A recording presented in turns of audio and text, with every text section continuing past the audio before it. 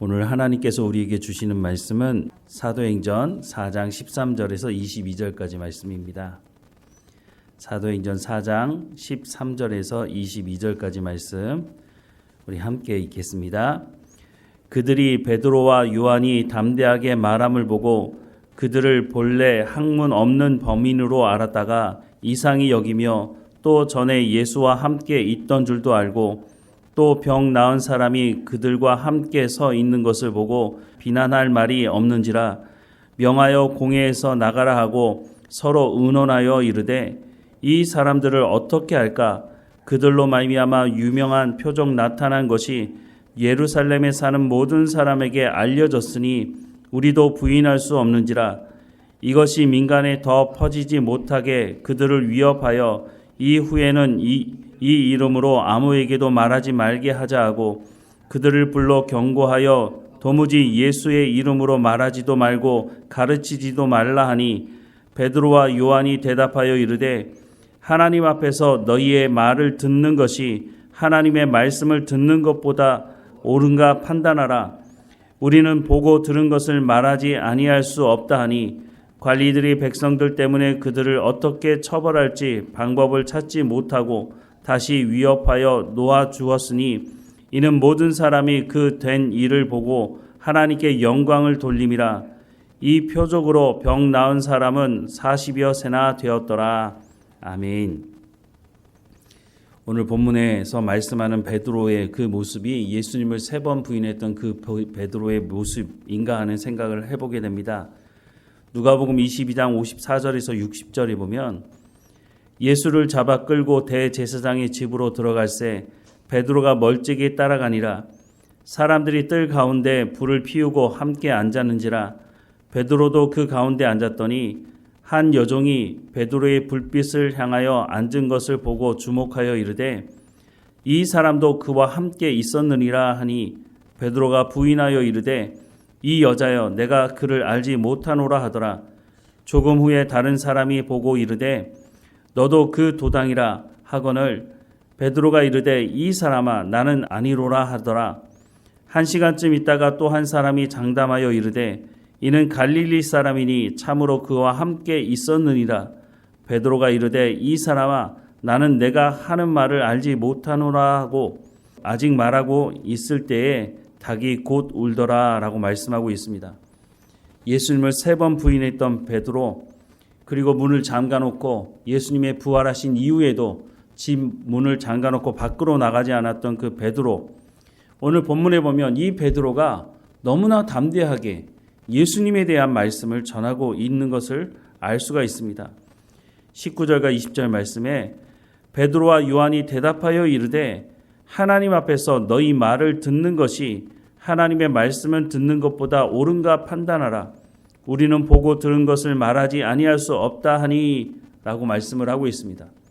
예수님을 잡아 죽였던 그 사람들 앞에서 말 잘못했다가는 자신들도 해를 받을 수 있는 상황임에도 불구하고 베드로가 담대하게 우리가 너희 말을 듣는 것이 옳은가, 하나님의 말씀을 듣는 것이 옳은가 판단해보라 라고 말을 하고 있습니다. 이들이 잡아 죽인 예수 그리스도가 바로 구원자라고 앞서서 말하지 않았습니까? 사도행전 4장 8절부터 말씀을 보면 이에 베드로가 성령이 충만하여 이르되 백성의 관리들과 장로들아 만일 병자에게 행한 착한 일에 대하여 이 사람이 어떻게 구원을 받았느냐고 오늘 우리에게 질문한다면 너희와 모든 이스라엘 백성들은 알라. 너희가 십자가에 못 박고 하나님이 죽은 자 가운데서 살리신 나사렛 예수 그리스도의 이름으로 이 사람이 건강하게 되어 너희 앞에 섰느니라. 이 예수는 너희 건축자들의 버린 돌로서 집 모퉁이의 머릿돌이 되었느니라. 다른 이로서는 구원을 받을 수 없나니 천하 사람 중에 구원을 받을 만한 다른 이름을 우리에게 주신 일이 없음이라 라고 말씀을 전하고 있습니다. 베드로가 전하는 이 말씀을 듣는 사람들은 관원들, 장로, 서기관, 대제사장, 그 당시에 종교 기득권을 가지고 있던 사람들이었습니다. 이 사람들이 작정을 해서 예수님을 십자가에 못 박아 죽이지 않았습니까? 그런데 그들 앞에서 너희가 죽인 그 예수가 바로 이 40년 동안 걷지도 못했던 이 사람을 일으켜 세운 것이 아니냐, 너희가 지금 보고 있지 않느냐라고 말을 하는 것이죠. 그 말을 들은 이 사람들도 사실 이것을 부인할 수가 없는 것입니다. 미문 앞에서 구걸하던 이 사람에 대해서 이 사람들도 너무나 잘 알고 있었기 때문에 이 사람이 분명히 일어나서 뛰기도 하고 걷기도 하는 모습을 직접 목격을 했기 때문에 이 사실은 부인할 수가 없는 것입니다. 그래서 고민하다가 베드로와 요한을 불러다 놓고 협박을 합니다. 13절 이하의 말씀에 그들이 베드로와 요한이 담대하게 말함을 보고 그들을 본래 학문 없는 범인으로 알았다가 이상히 여기며 또 전에 예수와 함께 있던 줄도 알고 또 병 나은 사람이 그들과 함께 서 있는 것을 보고 비난할 말이 없는지라 명하여 공회에서 나가라 하고 서로 의논하여 이르되 이 사람들을 어떻게 할까? 그들로 말미암아 유명한 표적 나타난 것이 예루살렘에 사는 모든 사람에게 알려졌으니 우리도 부인할 수 없는지라 이것이 민간에 더 퍼지지 못하게 그들을 위협하여 이후에는 이 이름으로 아무에게도 말하지 말게 하자 하고 그들을 불러 경고하여 도무지 예수의 이름으로 말하지도 말고 가르치지도 말라라고 협박을 하고 있습니다. 이 협박이 먹힐 수 있을까요? 아마 보통 사람이라면 먹혔을 것입니다. 베드로가 성령의 세례를 받기 전 사람이었다면 이 협박에 아무 말도 하지 못하고 돌아갔을 것입니다. 그런데 분명한 한 가지 사실은 베드로가 성령의 세례를 받고 지금 성령이 충만한 상태에 있다고 하는 것입니다. 성령이 우리를 어디로 인도하십니까? 성령은 진리의 영이고 하나님의 말씀 가운데로 인도한다고 말씀하고 있습니다. 하나님의 약속의 말씀을 붙들고 있는 베드로, 이 사람들이 위협한다고 그들의 말을 들을 수는 없는 상태가 되어 있다고 하는 것입니다. 이제는 하나님의 말씀을 제대로 깨달아 알고 있기 때문에 그 약속의 말씀을 붙들 수밖에 없는 그 베드로가 담대하게 하나님의 말씀을 전하고 있는 것입니다. 그런데 이 말씀은 이미 구약 성경에서 약속된 말씀이었습니다.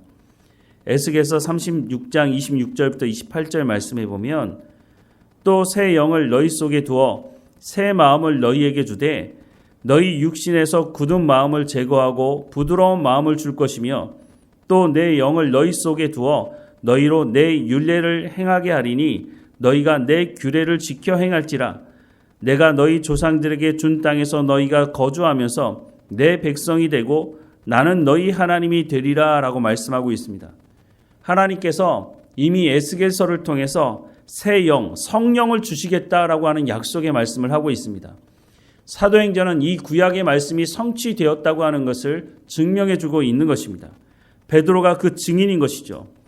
성령의 충만함을 받은 베드로가 예수 그리스도가 바로 하나님께서 보내시기로 약속하신 그 메시아가 맞다라고 하는 것을 증명해 주고 있다고 하는 것입니다. 오늘 우리도 마찬가지 아닙니까?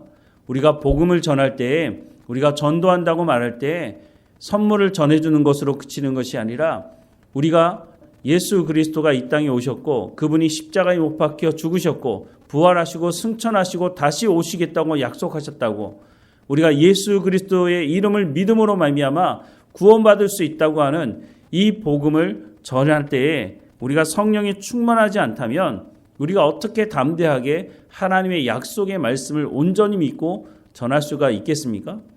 전도하는 사람 가운데 성령이 충만한 가운데 있지 않다면 확신 가운데, 믿음 가운데 전하지 못할 것입니다. 우리가 누군가 대화를 할 때도 그 사람이 확신이 넘쳐서 얘기할 때 우리가 그 사람의 말에 더 귀를 기울이게 되지 않습니까?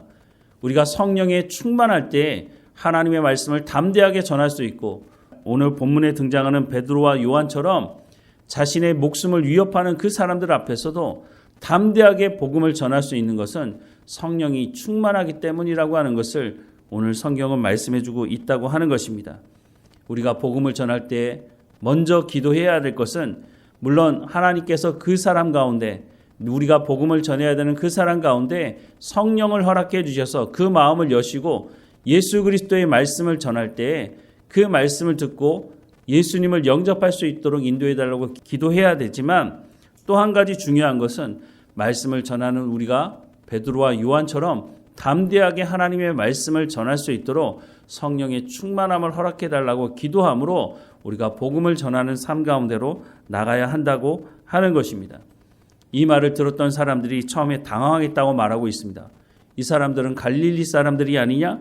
갈릴리에서 무슨 이런 말을 잘하는 사람들이 나타날 수 있느냐?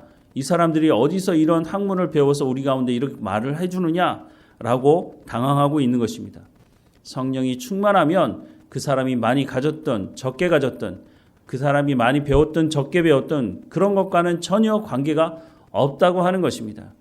우리가 많은 지식을 가지고 있기 때문에 복음을 잘 전한다? 그렇지 않습니다. 성령이 충만해야 복음을 담대하게 전할 수 있다라고 말씀을 하고 있는 것입니다. 우리가 누군가 마음에 품고 전도하려고 마음에 준비하고 있다면 하나님 먼저 내 가운데 성령의 충만함을 허락해 달라고 기도해야 할 것이고, 앞서 말씀을 드린 것처럼 내가 복음을 전할 때 그 사람의 마음이 열려져서 예수 그리스도를 영접하고 함께 예배하는 자리 가운데 나올 수 있도록 하나님의 은혜를 베풀어 달라고 기도함으로 복음을 전해야 할 것입니다. 오늘 말씀을 우리 마음에 새기고 우리를 하나님께서 복음 전하는 자로, 하나님의 말씀을 전하는 자로 부르셨다고 하는 것을 기억하고 우리가 이에 합당한 삶을 살아가기를 주님의 이름으로 축원합니다. 기도하겠습니다. 사랑하는 하나님, 성령의 세례를 받은 베드로가 담대하게 예수님을 잡아 죽였던 그 사람들 앞에서도 담대하게 복음을 전하고 있는 모습을 보게 됩니다. 하나님, 우리 삶 가운데도 날마다 성령의 충만함을 허락해 주셔서 우리가 복음을 전할 때 담대하게 전하게 하시고 예수 그리스도의 이름을 믿는 사람들이 구원을 받을 수 있다고, 우리가 우리의 죄의 문제를 해결할 수 없고 예수님을 통해서만 이 죄의 문제를 해결할 수가 있다고, 우리가 온전히 주님을 믿는 자리 가운데 나가자고, 우리가 담대하게 복음을 전할 때에 성령의 충만한 가운데 담대함으로 전할 수 있도록 오늘도 우리 가운데 성령의 충만함을 허락해 주시고 하나님의 약속의 말씀을 온전히 붙들고 살아가는 우리의 삶이 될 수 있도록 은혜를 허락해 주옵소서. 오늘 우리 가운데 맡겨진 모든 일에 충성을 다하며 우리의 삶의 현장에서 하나님의 영광을 드러내는 삶이 될 수 있도록 인도해 주옵소서. 성령의 충만함을 통해서 우리가 소금과 빛의 역할을 감당하게 하시고 우리의 그 착한 행실을 통해서 세상 사람들이 하나님 아버지께 영광을 돌릴 수 있도록 우리의 삶 가운데 성령의 열매가 맺어지는 삶의 현장이 될 수 있도록 하나님 은혜를 허락해 주옵소서. 우리의 육체의 연약함도 하나님께 고백합니다. 불쌍히 여겨주시고 강건하여지게 하셔서 하나님 우리 가운데 맡겨주신 이 모든 사명을 온전히 감당할 수 있도록 은혜를 허락해 주옵소서.